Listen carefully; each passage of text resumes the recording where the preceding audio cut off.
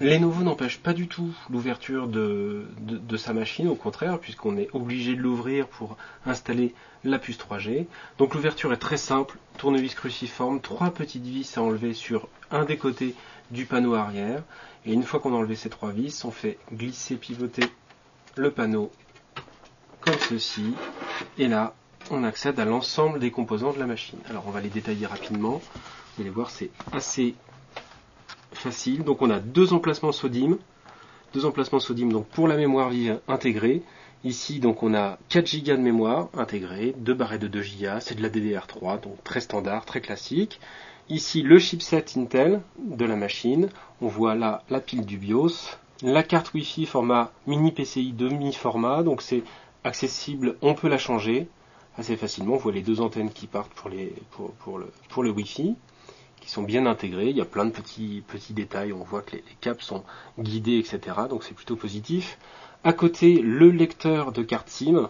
Donc il faudra accéder de toute façon à ces entrailles pour pouvoir ensuite intégrer votre carte SIM dans l'engin.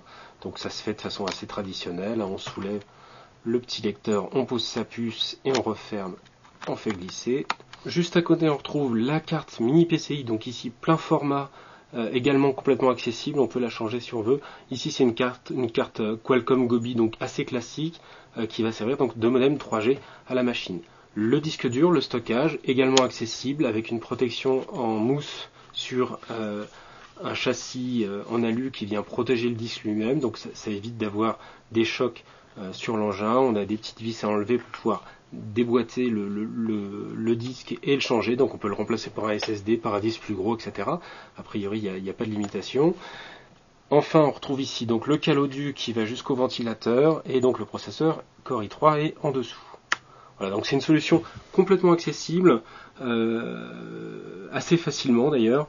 Il y a vraiment rien de sorcier, on peut changer beaucoup de choses, on peut changer la mémoire, on peut changer le disque, on peut changer les cartes, mettre une puce 3G. Seul c'est un petit peu plus compliqué de changer non pas le processeur qui est soudé à la carte mère, mais de changer le ventilateur. Il y a pas mal de vis à retirer en plus, mais encore une fois c'est faisable. Donc ça c'est vraiment une solution qui est adaptée à un parc d'entreprise. On va avoir besoin par exemple de passer tout en SSD ou de tout simplement remplacer une pièce défectueuse au bout de quelques temps. Donc, très facilement accessible, c'est plutôt un point très positif.